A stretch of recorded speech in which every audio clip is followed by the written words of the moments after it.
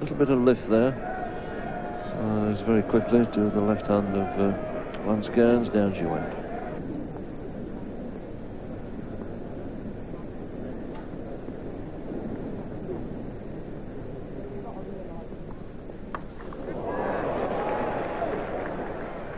And he's gone.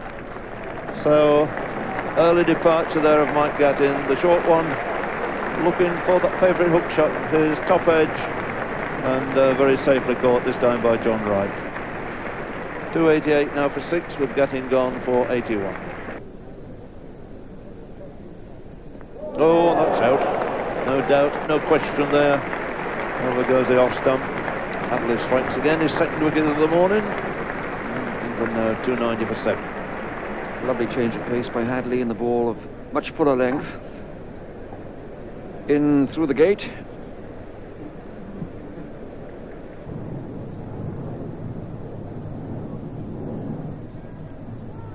And he's gone. Caught at the wicket by Ian Smith off HADLEE, and HADLEE is finishing up with a good and well-deserved return here. It's his 4th wicket of the innings. The finish of his 36th over. He's bowled 14 maidens now and has 4 for 83, with Foster out, the total at 303.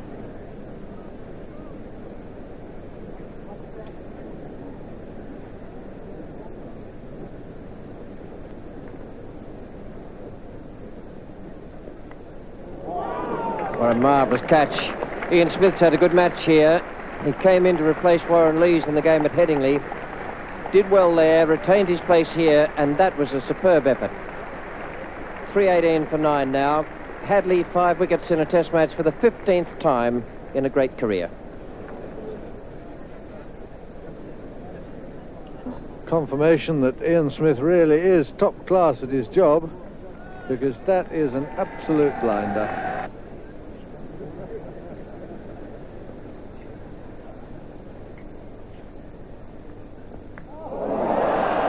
There's a slight piece of deception there, touch of sleight of hand from Ewan Chatfield to finish off the innings.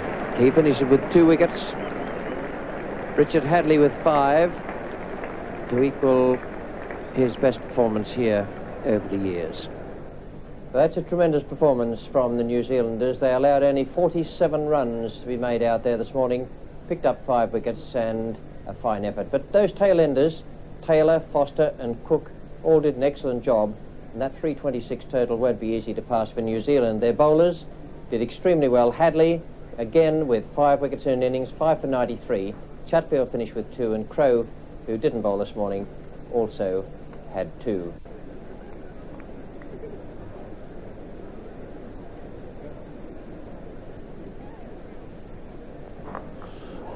Gone for the hook shot. It's a chase there for Norman Cairns. He can't prevent the 4. And second boundary to John Wright. He goes on to 8.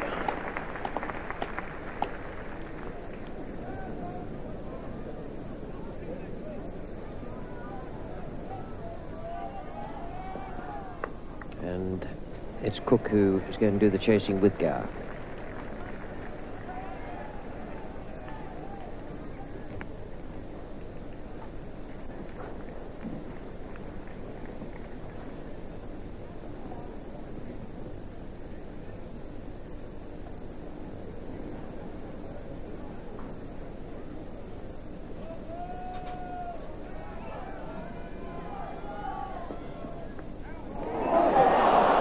Nothing's going right for that man now.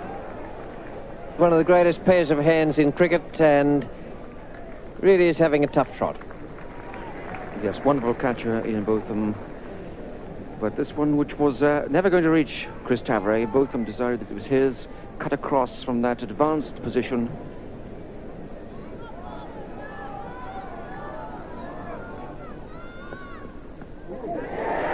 That was a really nasty delivery.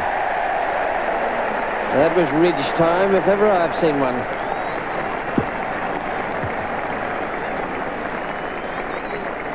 Not all that short. And the ball left just. Hit the glove and dollied to Lamb in the gully. Botham looking to redeem some of his misfortunes with the bat.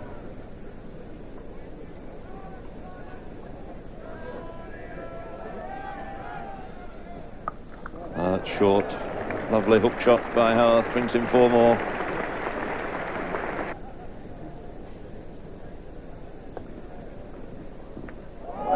And he's gone. So a first test wicket there for Nick Cook. Howarth goes for 25 and New Zealand 49 for 2. Great jubilation for the young Leicester bowler, and annoyance there from Jeff Howarth. Lots of concentration. He played very well for his 25. But a real boost there from Nick Cook. Foster again. And short hooked high and away down to a deep square leg. And Edgar really picked hold of that one. 4 more.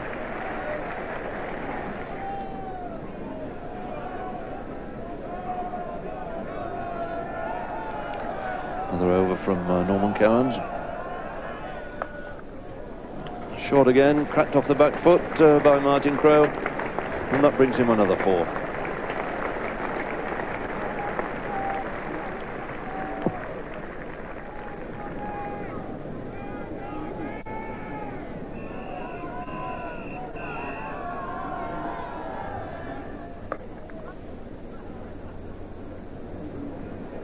$129 for 2 now. In the 54th over, and Bruce Edgar is on 49. And there's his 50. A fine shot too, and a good innings from the left-hander. He cooks away down at long leg. That's a good knock from Bruce Edgar. Came in first with John Wright. He's now moved to 51 in a total of 131 for 2.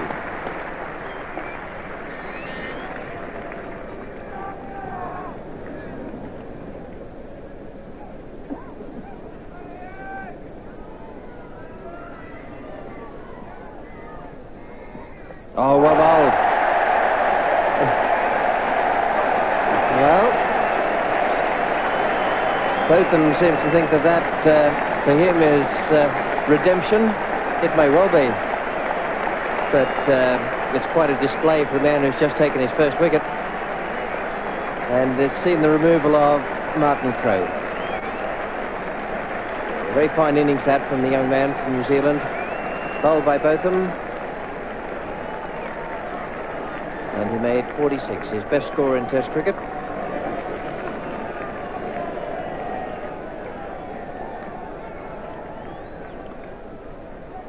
Well, did it do anything spectacular? I think it did, in fact, go up the hill. That's the hardest ball, because at Lord's particularly, you expected to be coming down the slope towards you. And I think that's just gone from leg to hit the top of the off. In fact, any ball that hits the top of the off stump is a good one.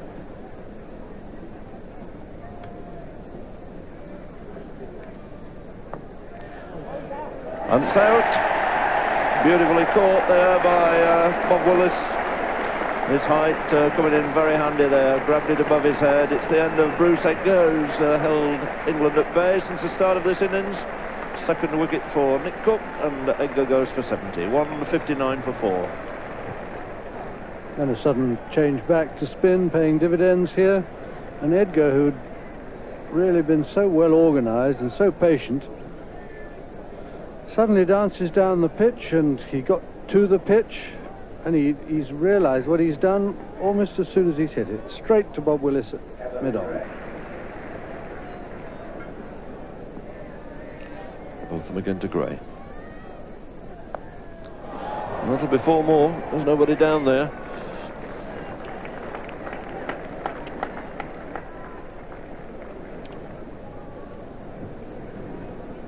So he's away now at mid-off for Nick Cook. He'll bowl the penultimate over of the day.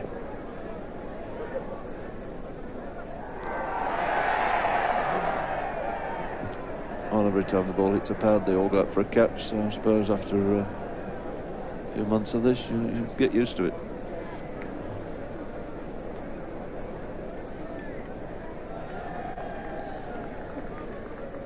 And that's it. He's clean bowling this time, no doubt at all about that. What a day it's been for Nick Cook. That's his 3rd wicket, and this is first Test match. and Coney the man to go, and that's a very good victim to get late on for England. He goes for 7, bowled by Cook.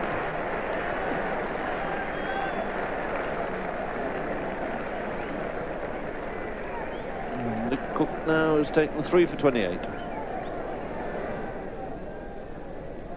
So Bryce will interface.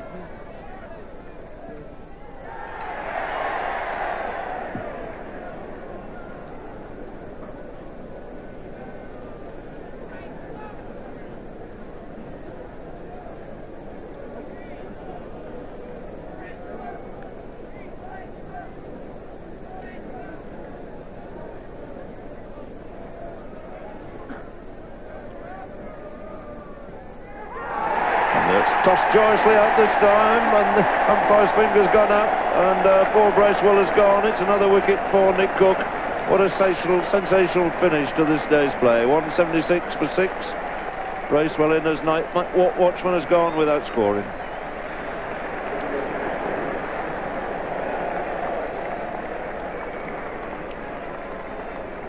A very definite deflection there.